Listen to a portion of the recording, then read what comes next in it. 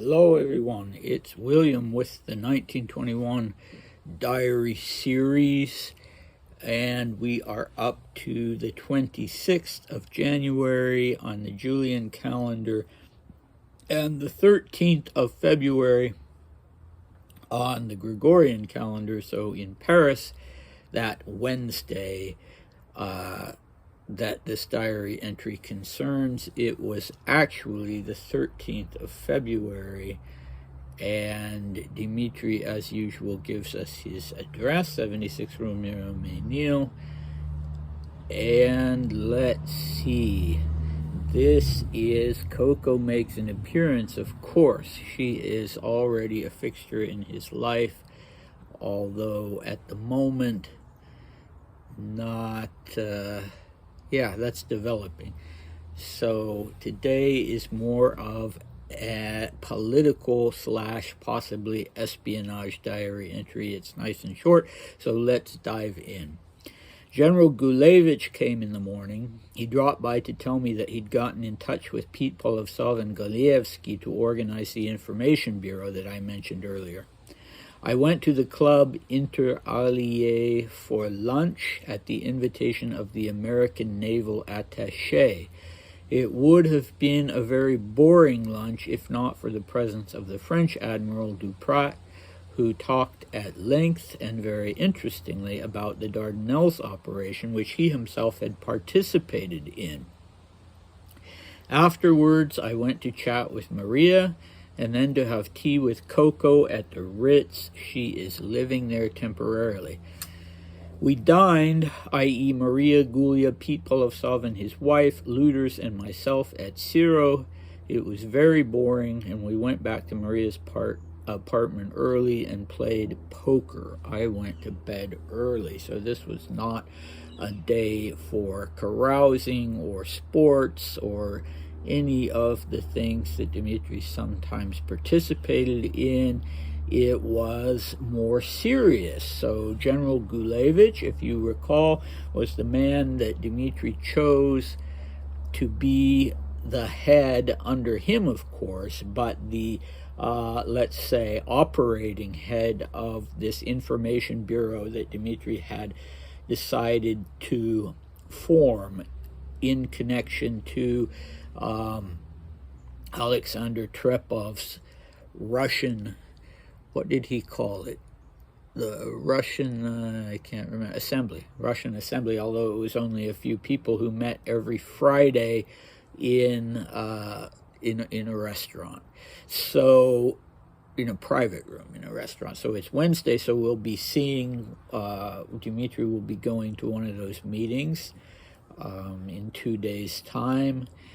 So Gulevich tells him that he's gotten in touch with Pete Polovtsov and Golievsky to organize the Information Bureau, and honestly, I thought they were further along than that.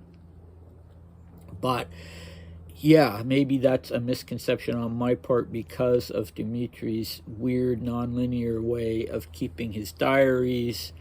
So the first step is to get the thing established and up and running, and Pete and Golievsky are joining Gulevich to do that. There's one other person in the Narishkin, I think, a Captain Narishkin, involved in this little group, this little cell, if you want to call it that.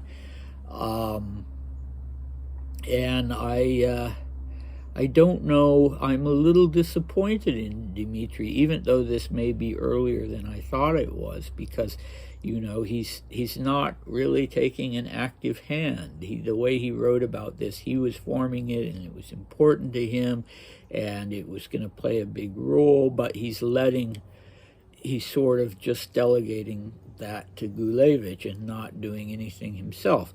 So we'll have more to say about that, of course, in the next two diary entries. Okay, and then he's invited to lunch by an unidentified American naval attaché. I tried my best to look at embassy staff, American embassy staff in 1921 in Paris, American naval officers and staff in 1921 in Paris. I'll probably end up on somebody's intelligence list now for having to try to look all that stuff up, and I drew a complete blank. But it's interesting. This is clearly a person that Dmitri didn't know.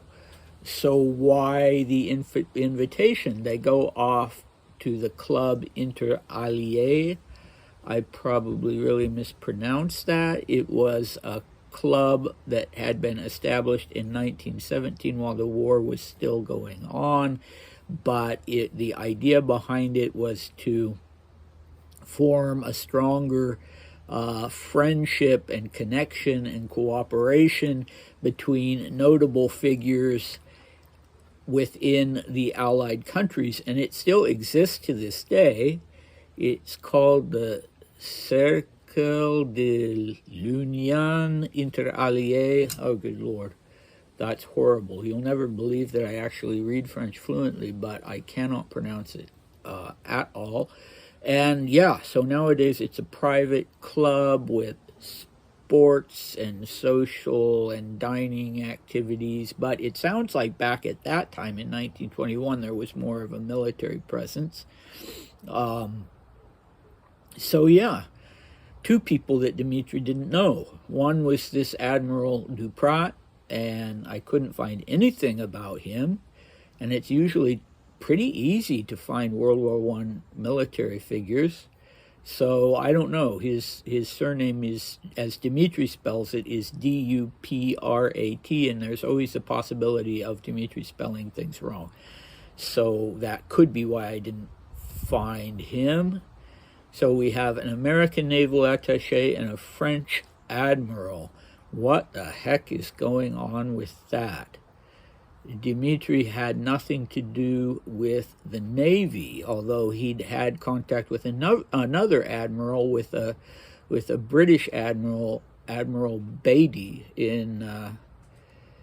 when he was living in London. So I don't know. He didn't have any specific naval connection beyond the fact that every Russian, from time immemorial, well, I shouldn't say that, but since, throughout Russian history, has been interested in the Dardanelles. That was a dream of the Russian Empire, going, all the way back to control the Dardanelles and to even take back Constantinople, both for Russia and for Christendom. And in fact, Grand Duke Constantine Pavlovich was so named because his grandmother, Catherine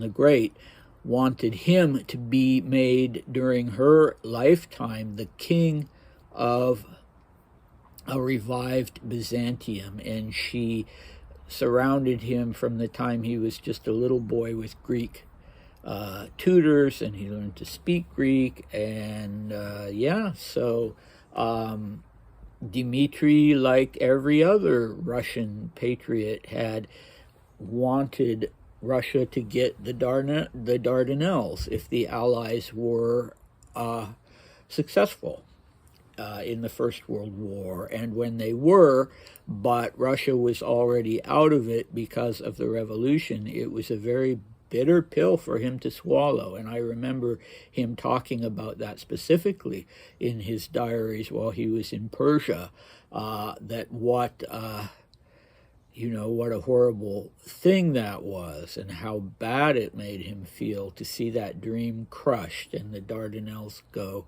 elsewhere. And so were they sounding him out about that? I don't know. But this admiral had been apparently involved in the Gallipoli operation, very, very bloody, almost ended Winston Churchill's affair because the whole, or career, because the whole thing had been more or less his idea.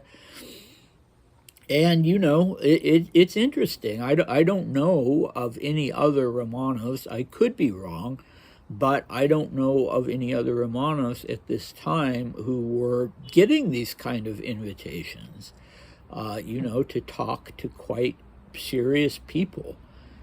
And, Nikolai Nikolaevich would be the obvious one, but he more or less retreated into private life in his villa in the south of France, and had made it pretty clear that he didn't want to be involved in anything anymore.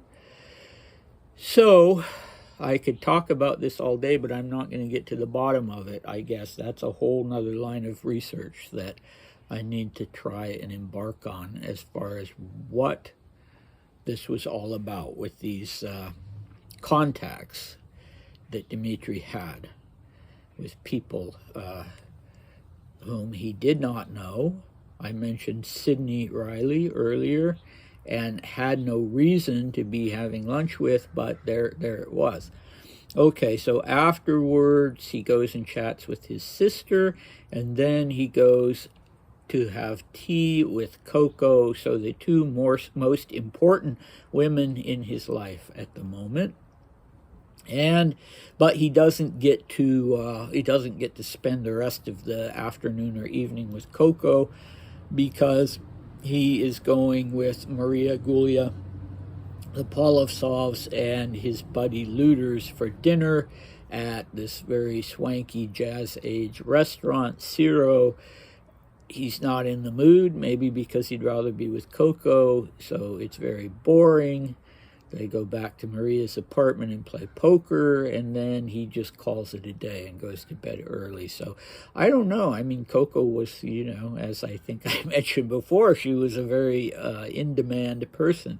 So maybe she wasn't able to spend the rest of the day with him. I'm speculating, but he seems to be feeling a little down.